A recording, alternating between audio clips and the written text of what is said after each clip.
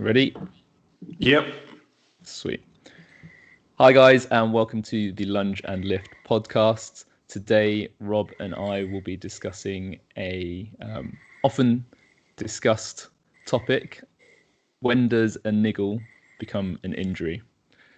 So Rob, when does a niggle become an injury? What are your thoughts on this, mate? I think you're going to have a lot more thoughts on this. But to be honest with you, I've had plenty of niggles over the years, and a lot of them haven't necessarily turned into any long-term injuries per se. But I think the biggest issue for me when a niggle becomes an injury is when you kind of disregard the niggle, because in a way that's the thing that's like your body's response saying something's not right here, and then you're like, it'll be fine, and you keep chipping away, and then it gets a little bit, then it moves away probably to a different part of the body. Yeah. Like, okay, it's gone. That pain in my elbow's not gone now. It's now in my shoulder. That's fine. And next thing you know, it's in your back, and you're like, for fuck's sake, now I'm crippled. So it's like it's something which I've had to deal with over the years, and it's only as I've got more experience in it, and also surrounding myself with people like yourself and Franco and that, like, to really understand what a niggle is and kind of like why I'm being affected by it. So it's given me the opportunity to kind of take a step back when I'm starting to feel something and not necessarily dramatize it, but think, okay, cool, what is this? And maybe identify it, and maybe then talk to the necessary people to kind of maybe give me some helping hands. What about yourself? Have you had anything? Yeah, I think anyone who's played sport or trained over the years has definitely, if they've done it to any level of intensity, picked up some pain and some injuries along the way. And I think what got me thinking about this week was a couple of different people who've come in for muscle imbalance assessments, and on opposite ends of the spectrum, where one of them might have be complaining about something that actually isn't a non-issue, and it was just a little tweak in a session, lasted a couple of days, and then just went away, but had an absolute freak out thinking that it was a really serious injury. Whereas the other was almost the opposite, where they had pain for a consistent period of time and thought it was nothing until it got to the point where they had to go for an ultrasound scan to reveal that there was actually some tissue damage. And it just got me thinking how subjective pain is, and a lot of people are unsure of when they should seek help about a niggle, if it's a niggle, or what actually qualifies as an injury. Like some people, in that same example, they have a little tweak in one session and they think they're injured and they shouldn't train, they can't train, when actually it's just a little like a little knock, as you'd say if you're playing rugby.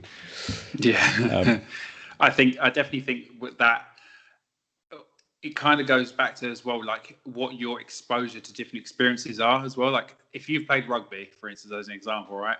And you've been thrown around a pitch, you've been knocked over many a time, stuff like that, your tolerance to a niggle, say, may be a lot higher than someone else that hasn't, someone that maybe had a desk job most of their lives and have only really trained in the gym, say, and nothing wrong with just training in the gym, but you're kind of confining yourself to, say, certain injuries. Whereas when you're exposed to, say, a rugby pitch or something like that, there's so many things that can go wrong or cause you discomfort that you might then start to disassociate in a way. Like I know when I've ever had any like bad backs and stuff like that, I've been like, oh, that hurts. And it's because I've like deadlifted heavy like a couple of times, or then when we was playing rugby for a bit. And it's only then when they start to last longer than a certain amount of time that you think they should. Like most, like a bad back from like a really like a proper deadlift session where you probably didn't do the best or anything like that, it can last about a week, maybe even a tiny bit more at times. But at a week, you should be able to fully move. It only really like a couple of days of, in a way, like that spasm feeling, if anyone's had that kind of day where you're pretty much locked up. So I guess it does, as you said, it's so subjective because it comes down to what your threshold is. Pain. Exactly. That's the next point I was about to bring up is pain science. I think we talked about it a lot when Franco came on in one of our early episodes. It's absolutely fascinating and actually still relatively not that well understood in terms of how it works, because you can have any combination of pain without injury, no pain with injury, or obviously pain and injury, and no pain, no injury. So I heard a nice quote recently that feelings are a shitty indicator of truth. And I think it was actually outside of the injury space, which is quite deep when you think about it. But it's very, very true when it comes to pain science, in that some people are hypersensitized and they will perceive like sharp pain, almost excruciating pain, when there's structurally nothing wrong. And there can be all sorts of psychological reasons for it, whether it's an emotional issue or an old injury, that like the ghost of an injury is what I like to call it, where it lingers on years after the structural damage occurred, and actually nothing is there now. If you did a scan, everything's fine, but in the nervous system there is that relic that makes people feel like there is still damage when it's long since healed. And it basically means that how can we get an objective understanding of what's actually going on and what actually matters. So for me, like the difference between a niggle and an injury, a niggle is sort of that discomfort that means you can feel something that isn't necessarily pleasurable, but it doesn't mean there's something significant wrong. Whereas an injury, there is actual structural damage, which means you have a negatively impacted ability to train, and you potentially should be modifying significantly what you do to allow that tissue to heal. So it's kind of like in that acute stage of something's gone wrong and we need to address it. I say acute, there are also circumstances where it could be cumulative over time. So if that niggle is consistent and is getting worse and worse and worse because of overuse or wear and tear through suboptimal mechanics, then I would class that as an injury as well, when it gets to the stage that you have to now change what you're doing. Yeah, I think on that, it's also understanding when it's just DOMs in a way as well, like, and getting that, because sometimes DOMs can feel pretty bad. And but I think it's that thing of understanding, like when you mentioned there about like pain, that sharp feeling, or just more of that discomfort. Like, if it's just severe discomfort, it's most likely just really bad DOMs. If you can kind of attribute the pain to a session, say, if it's something that, like, for instance, like if you were squatting and you was really ending up, say, with a really bad wrist pain. Now that can happen because obviously when you're holding the bar, and there are reasons that can come from that, but if you're not necessarily associating why is this wrist pain, it's keep getting worse and worse and worse, and you're not associating your squat, it can maybe need you to take a step back and kind of like review, like take a bird's eye view of all your training, thinking that when is this flaring up, and when is it like, or is it just like, not that you get wrist DOMs necessarily, but do you know what I mean? Some people do, mate. Yeah.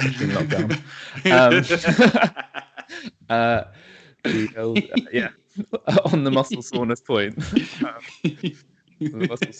Moving on, we need to distinguish it from sorry, mate, it just tickled me. Back to seriousness. With muscle soreness, it's an interesting one because some people perceive that as a proper injury, whereas I think it can be in really extreme circumstances. And the thing that made me think of was rhabdo. And a lot of people, especially in CrossFit, and I've experienced this myself, where you take a period off training, try to do what you used to be able to do, and the muscle soreness just continues. So for me, I got it in the open 5 years ago or something, a thrust to burpee workout where I was just in no condition to be taking on that volume. And my triceps were excruciatingly sore for a week, and to the point where bending my elbow beyond 90 degrees to eat or drink, it felt like my tricep was tearing off the bone. Like, I've had a lot of sore triceps through training for years and years and years, and there's nothing like this. So there is a point where muscle soreness can be indicative of like injury, or it's actually bad for you. But in the main, there is some sense in the old bodybuilding adage of no pain, no gain. And that's probably the next point to bring up, is training is actually quite an unnatural thing to do in nature. Our bodies are built for survival rather than training. So what we're doing is forcing our bodies to do things that it's not comfortable doing, to try and encourage an adaptation to become fitter, stronger, or whatever our training goal is. So the stimulus has to upset and disrupt homeostasis for the body to have a reason to change. If we're constantly in our comfort zone, then there's actually no reason. There's no training effect, right? Because the body has no business case to adapt. So that's where having some level of discomfort is necessary. It's just, where is that discomfort? What type of discomfort is it? And is it too much too soon? That's the sort of qualitative aspect to whether pain is good or not. Yeah. Training. I think, especially when you talk about like the comfort zone and stuff like that, CrossFit is obviously known for taking you well into that discomfort essentially, and making it hurt, and then pushing your limits to what you think you're capable of and going above and beyond. And I think also just in life, and it's as you just said there, it's like we're designing life to be as comfortable as possible, so we can live that life of comfort. But it's then when you have a mindset, say a lot of people like yourself, myself, so when we're that growth mindset, that thing of trying to challenge yourself and push yourself beyond, so that you have to adapt to stresses to get that fitter and stronger. And even in like say business and like all those other areas, it's the same analogy across the board. And it's just like, comfort is all well and good, and you do need some comfort from time to time, because you need to essentially rest and recover. But when you're out in like the trenches and like, smashing your body up and essentially trying to get better, that's the only way you can do it. And if you're just going in doing your sets of say 8 to 10 bicep curls and thinking that's sufficient, it's like, don't get me wrong, doing some 8 to 10 bicep curls is great, but you need some more adaptation. So you need to really start to challenge yourself in different ways. Yeah, spot on. So I thought what might be useful for the listeners is to go through a few examples of when pain might be a problem or when pain can be ignored. And I think something that freaks a lot of people out unnecessarily is a bit of sharp pain, sort of when starting out on a run or when warming up, when the body is just sort of opening up its ranges of motion, and it's like a system shock that it catches the nervous system by surprise, and you maybe go somewhere you haven't been before in your body, and you get this tweak or this sharp sensation, which then dissipates very, very quickly. And it is basically your brain and your body connecting to say, oh, hang on a minute. Oh, wait, no, that's actually okay. And it's very common.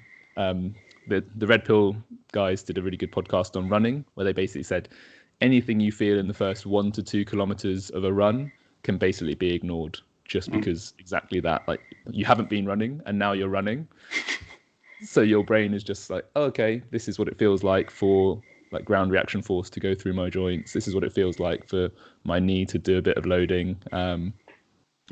So I think that's a really common one. Like, mate, you've just done a couple of runs recently. How did they go? I mean, mate, that, as you were saying that right before you said about what Red Pill did a running podcast and stuff like that, and it's funny because I instantly went to my run that I did the other day, which was my first 5K I've done in however long, and foolishly I did it first thing in the morning, pitch black, raining. So don't get me wrong, it's great for distraction methods, but my heart rate was up at like 170 for the first, like 170 above, like the first kilometer basically, and it just didn't really drop back down. But it was funny because then everyone that I've done since then, again, I'm basing off my heart rate. My heart rate's shot up because it's like that change. Like, what are you doing? And then, okay, you're in, and so your body's finding its state of flow rather than just like, fuck, what's that going on? So it's just like, yeah, it's it's been interesting that first 1 to 2 kilometers and that discomfort that you do feel, and why it's so easy, and why you understand why so many people like back off. And it's like, oh, it's not for me today. I'm not in the right state of mind to do it. It's like, just give it a little bit. Yeah, exactly. So I think that's sorry. On the flip side of that, if you are running and you've got a sharp pain and it gets worse throughout the run and lingers after the run, that does suggest that something's happening where there's some friction or overuse. Like I think tendonitis is probably the most common issue where people feel pain building over time. Like if they're, I'll go back to the forearms. If you do, every time you do gymnastics or something very grippy, your forearms get really pumped, and that pattern just continues to build through your sessions. Like anytime you do high volume or consistent training in those movements, the tension's always there, and that's a good pre-indicator that there might be some form of tendonitis, like golfer's elbow or tennis elbow, depending on which side of the forearm it's on. These are sorts of pains that you should be paying attention to, because they're early indicators that, if not addressed, could become chronic over time. And once you have that pattern established, it's very difficult to unpick it. So having an awareness of those sorts of compensation patterns where the work is being done by somewhere that that isn't ideal. Like, well, the other classic of that is back pain when deadlifting. If you don't get sore anywhere except your lower back, then it's probably, I'm sure you've come across people where that's the case, right? Also, when I watch back old videos of me deadlifting, I'm like, fuck, how did I? No wonder I was in so much pain.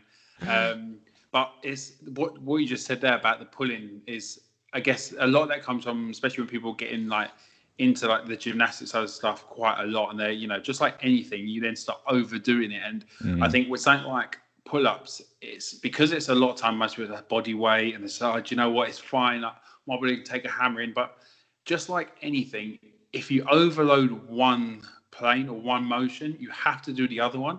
So that's what, so even just thinking about the pull, that's why you'd want to do the push, so your forearms get essentially a stretch. So so the palm has gone into the complete other state, rather than always being in that cold closed off position. It's then in an open position. So it's that balance between the two, which is where, like in CrossFit, how you say like handstand push-ups and pull-ups, it's like they're good as a alternating, and a good exercise to balance the body out.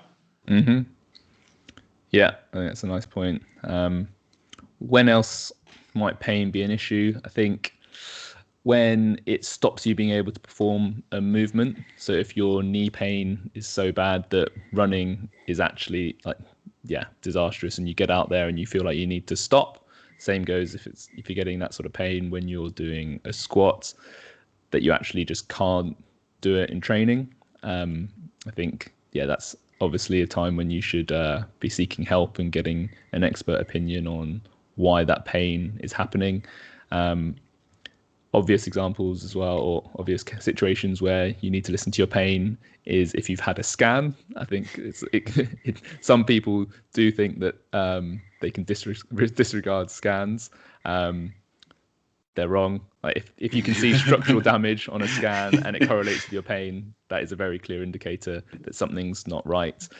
The nuance to that, though, is that it should be unexpected wear and tear. So if somebody is masters athlete, they've been training hard for a long period of time, we expect wear and tear, we expect thicker tendons and some degeneration of certain tissues. Like the meniscus in the knees will be slightly damaged compared to somebody who doesn't train, and that's just part and parcel of putting your body through work over long periods of time. It doesn't mean that what you're doing is wrong. It just means that you've got a body that has actually done some things rather than stayed wrapped in cotton wool. If it's over and above what's expected for your exercise history, I guess. I think that's those are the main situations. Yeah, I was going to say it's on that one.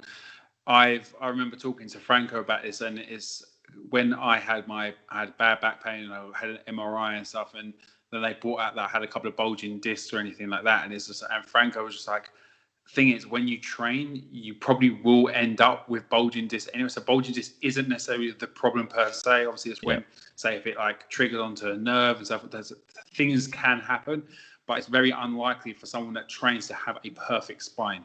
Essentially, because as you just, I think wear and tear is, I think, the good way to call it, because it's so easy to, try and attribute a pain to then, right, okay, I've now been told I've got a bulging disc. That is my problem. Mm-hmm. And it's like, no, that's not the problem. That it might be a bit of a cause to that. That's not necessarily a problem. And for myself, it took a little while because this pain just wasn't going away. And it was until I finally essentially I moved on from it myself and let go of it. And like when you said about like the ghost injury and like that one, that it just stays with you because you always think about this movement pattern and like this is what always triggers it and so forth. And it's like, it sounds a bit woo, but it's like the positive talk can really have a real positive outcome. And it's like, I know when I have a couple of clients and stuff, say for instance, one of them has a really bad shoulder and she was doing a Turkish get up in the gym.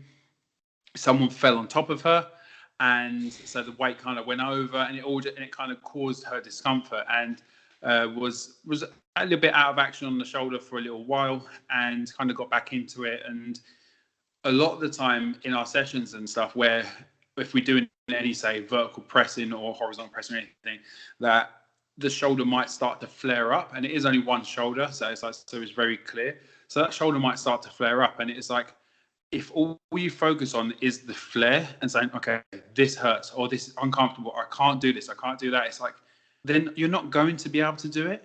And because you're telling yourself you can't do it, just like anything, like how are you going to defeat yourself? Whereas if you flip it on its head and say, okay, cool, this is not that comfortable, but I can press. And, oh, this feels good, this feels good. So you're just framing it in a slightly different like mindset, that when you're pressing, you're feeling more positive about it, and you think, cool, I cannot wait for this to really heal and get even stronger, rather than oh, this is just not healing, I'm not going to be able to ever press again. It's like it's saying the same thing basically, but it's the two different directions. And it's like, you do need to understand once it's gone, be like, is it an actual injury, and when is it now just like the discomfort? Like that does need to be clearly identified, and you do want to allow the body time to recover and so forth. But you do, once it gets to a certain point where recovery should have been 6 to 8 weeks, it probably, if it wasn't too bad, you should be in a better state and on the way to repair. So by that much time, it should be now an opportunity for you to now start saying, right, okay, let's start improving, rather than, oh, it can't keep up with my other side. Of course it can't, it's been injured, so it's going to feel a little bit unstable and so forth. I like that. And I like the way you talk about changing the narrative as well. It's basically the association you have in your head. If you think that whenever I do this movement it hurts, you're reinforcing that negative association. Whereas if you can give yourself, to refer back to that Steffi Cohen, Tim Ferriss podcast, she had a phrase I liked, which was positive movement experiences. Your brain and your body have this relationship, which is almost like a trust and memory focused relationship, where if you can prove to your nervous system that you can do a movement without pain, or just give it an experience of a movement without pain, it then learns to trust you more and isn't looking for the pain so much. So you can almost sneak in positive movement experiences to trick the body into thinking, or it's not really tricking, because it's not deceptive, it's coercing. Yeah, exactly. It's just encouraging. It's to say, look, you can do this movement in this way and it didn't hurt, so there's nothing to worry about. Whereas if you're constantly being really tentative and like, oh, we shouldn't go into this range of motion because that's where bad things happen, then it's always going to exacerbate that fear and preempt pain before anything has actually gone wrong.